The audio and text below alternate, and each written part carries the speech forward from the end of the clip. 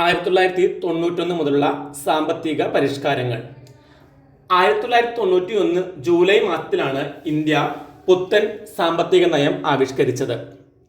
സമ്പദ് വ്യവസ്ഥയിൽ ഏർപ്പെടുത്തിയ അമിതമായ നിയന്ത്രണം കഴിഞ്ഞ 4 പതിറ്റാണ്ടുകളായി സാമ്പത്തിക വളർച്ചയെ പരിമിതപ്പെടുത്തിയിരുന്നു.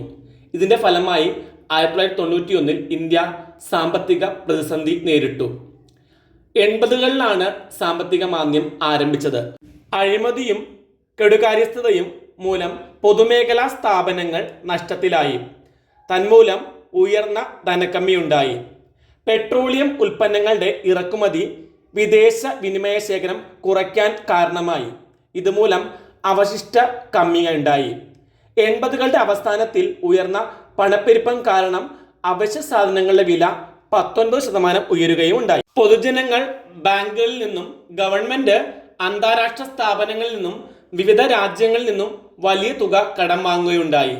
ഇത് വിദേശ കടം വർദ്ധിക്കുകയും വായ്പയുടെ പലിശ പോലും അടക്കാൻ പറ്റാത്ത കടക്കെണിയിലാവുകയും ചെയ്തു. ഈ സാഹചര്യത്തിലാണ് IMRF, IBRD എന്നിവയെ ഇന്ത്യ സമീപിച്ചു. തുടർന്ന് അവർ നിർദ്ദേശിച്ച വ്യവസ്ഥയുടെ അടിസ്ഥാനത്തിൽ $700 കോടി അനുവദിച്ചു. സ്വകാര്യ മേഖലയിലേക്കുള്ള നിയന്ത്രണങ്ങൾ എടുത്തുകളഞ്ഞ് സമ്പദ് വ്യവസ്ഥയെ ഉദാരവൽക്കരിക്കുക. സ്വകാര്യ മേഖലയിലേക്കുള്ള നിയന്ത്രണങ്ങൾ എടുത്തുകളഞ്ഞ് സമ്പദ് വ്യവസ്ഥയെ ഉദാരവൽക്കരിക്കുക. സാമ്പത്തിക മേഖലയിൽ ഗവൺമെന്റ് നിയന്ത്രണം കുറയ്ക്കുക. ഇന്ത്യയും മറ്റു രാജ്യങ്ങളുമായുള്ള വ്യാപാര നിയന്ത്രണങ്ങൾ എടുത്തുകളയുക എന്നിവയായിരുന്നു വ്യവസ്ഥകൾ. ഇതിനെ തുടർന്ന് 1991 സാമ്പത്തിക നയം ആവിഷ്കരിച്ചു. ന്യൂ എക്കണോമിക് പോളിസി NEP 1991 നിലവിൽ വന്നത്.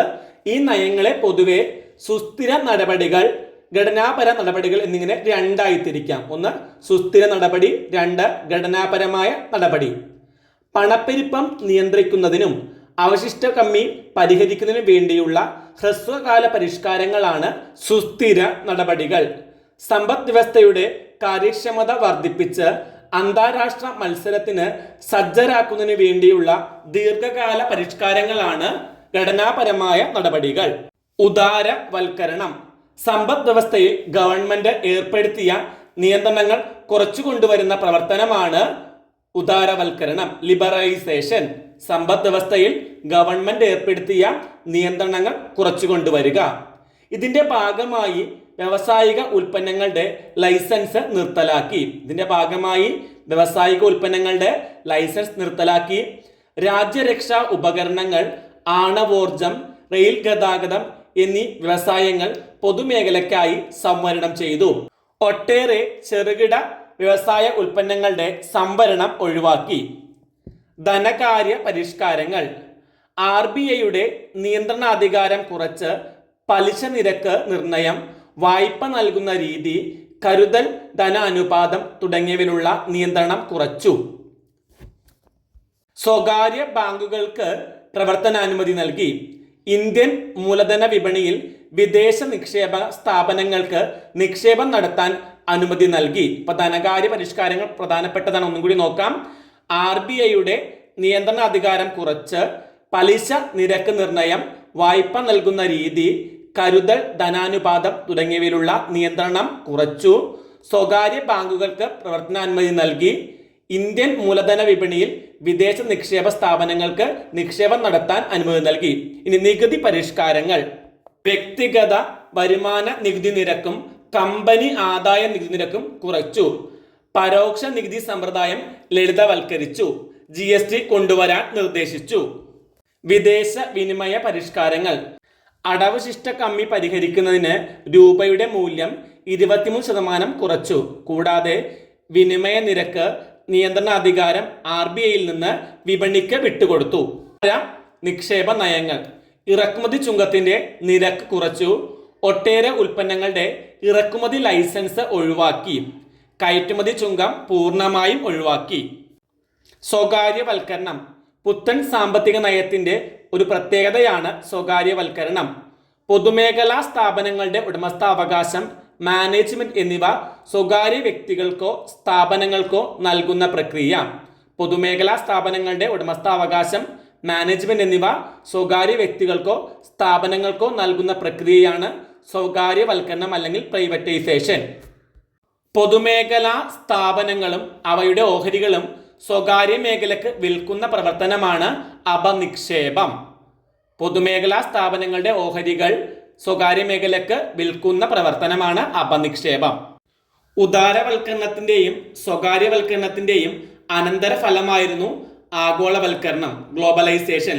ലോക രാഷ്ട്രങ്ങളുടെ ഏകീകരണവും പരസ്പര ആശ്രയത്വവുമാണ് ആഗോളീകരണം.